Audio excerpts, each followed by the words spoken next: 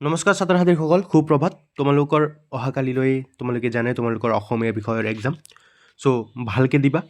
লগতে তোমালোকৰ এতিয়ালৈকে ভালদৰে প্ৰিপেৰেশ্যন কৰিছে চাগে। লগতে এইকেইটা কুৱেশ্যন মই যিকেইটা তোমালোকক দি যাম, এইকেইটা তোমালোকে ভালদৰে চাই পেলাই যাবা।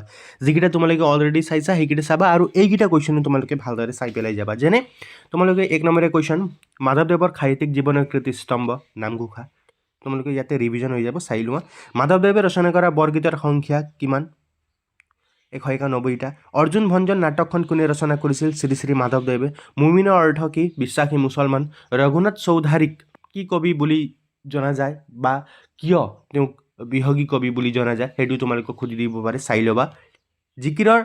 জিকিৰবোৰক কিহৰ লগত তুলনা কৰিব পাৰি? উত্তৰটো হ'ব হিন্দুৰ ভক্তিমূলক প্ৰাৰ্থনা বা স্তুতি গীতৰ লগত তুলনা কৰিব পাৰি।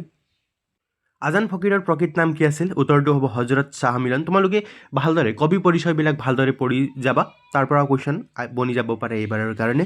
জিকিৰ গীত কোন ধৰ্মাৱলীৰ মাজত প্ৰচলিত? উত্তৰটো হ'ব মুছলমান। ৰঘুনাথ চৌধাৰীক বিহগী কবি বুলি কিয় কোৱা হয়? ৰঘুনাথ চৌধাৰীয়ে চৰাই বিষয়বস্তু হিচাপে লৈ কবিতা লিখিছিল বাবে তেওঁক বিহগী কবি বুলি কোৱা হয়। প্ৰায় সংখ্যক তেওঁৰ কবিতাবোৰ কি আছিল? চৰাইক কেন্দ্ৰিত কৰি পেলাই তেওঁ কবিতা লিখিছিল, সেইবাবে তেওঁক বিহগী কবি বুলি কোৱা হয়। ঠিক আছে, কবিতা পুথিও তেওঁ সুধি দিব পাৰে, ভালদৰে চাই ল'বা।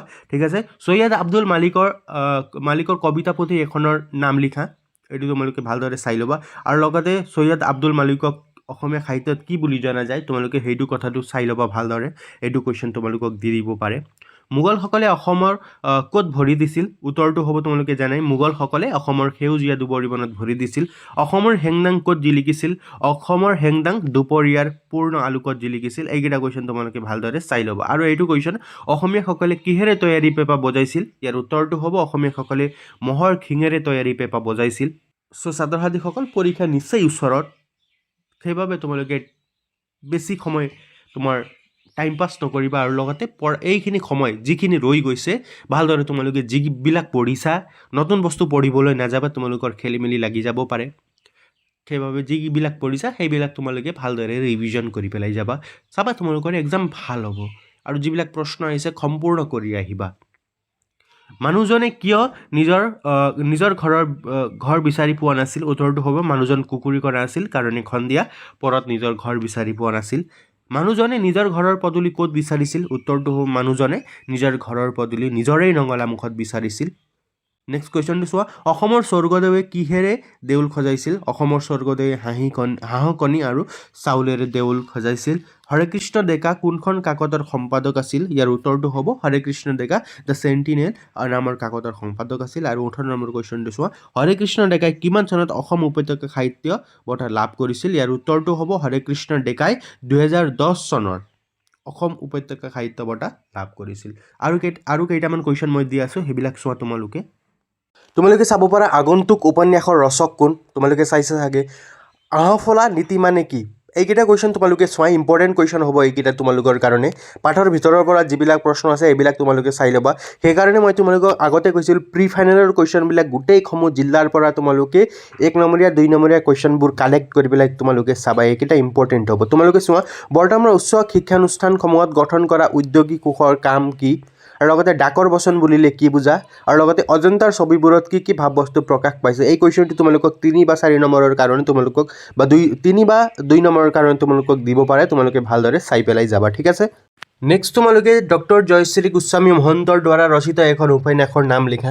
এইটো কুৱেশ্যনটো ইম্পৰ্টেণ্ট হ'ব পাৰে তোমালোকৰ কাৰণে। আৰু তোমালোকে চাব লাগিব, ইণ্টাৰনেটৰ অত্যাধিক ব্যৱহাৰে ছাত্ৰ ছাত্ৰীৰ জীৱনত কেনে প্ৰভাৱ পেলাব পাৰে, পাঠৰ আধাৰত বুজাই লিখা। ইম্পৰ্টেণ্ট হ'ব তোমালোকৰ কাৰণে কুৱেশ্যনটো, ভালদৰে চাই পেলাই যাবা। নেক্সট চাবা তোমালোকে, এভাৰেষ্টৰ বিজয়ৰ সপোন দিঠকত পৰিণত কৰিবলৈ অৰুণিমাই কেনেদৰে অনুশীলন কৰিছিল? এইটো কুৱেশ্যন ইম্পৰ্টেণ্ট হ'ব, চাই ল'বা। আৰু নেক্সট তোমালোকে, বিশ্ব দৰবাৰত কাজিৰঙাক চিনাকি কৰি দিয়া প্ৰথম ব্যক্তিগৰাকী কোন আছিল? বা ইৰাণৰ আন্তঃৰাষ্ট্ৰীয় বিমান বন্দৰটোৰ নাম কি? বা এইটো কুৱেশ্যনটো চোৱা, 8 নম্বৰটো, একোখন অৰণ্য মানুহৰ হাওঁফাওঁৰ দৰে, এইদৰে কোনে কাক কৈছিল লিখা। এইবিলাক কুৱেশ্যন তোমালোকে ভালদৰে চাই ল'বা। আৰু বাহিৰৰ পৰা অলপ নইজটো বেছি হৈ আছে, সেইটো তোমালোকে ইগন'ৰ কৰা, আৰু যিবিলাক মই প্ৰশ্ন কৈ আছোঁ সেইবিলাকতে তোমালোকে মনোযোগ দিবা।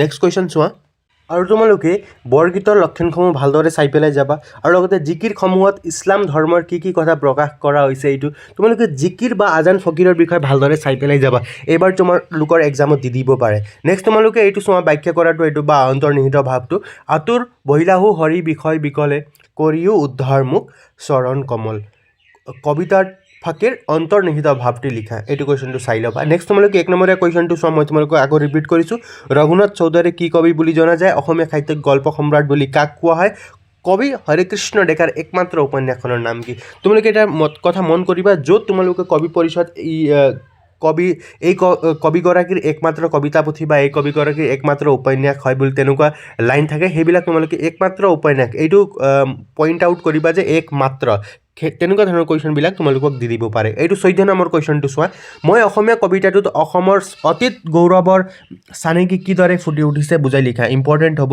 এইটো 15 নম্বৰ দৃষ্টান্তৰ কবিতাটোৰ মূল ভাৱ লিখা নাইবা এইটো কুৱেশ্যনটো চোৱা তোমালোকে প্ৰশস্তি কবিতাটোত প্ৰকৃতিৰ ক্ষুধাৰ মাজত কিদৰে সুন্দৰৰ সাধনা লুকাই আছে বিৱৰি লিখা এইবিলাক কুৱেশ্যন ইম্পৰ্টেণ্ট হ'ব ভালদৰে চাই পেলাই যাবা আৰু লগতে মই অলৰেডি তোমালোকক 1টা ইম্পৰ্টেণ্ট কুৱেশ্যন আপলোড কৰি দিছোঁ সেইটো যদি তোমালোকে চাব বিচাৰা মই লিংকটো তোমালোকক দি দিম তোমালোকে ভালদৰে চাই পেলাই যাবা ঠিক আছে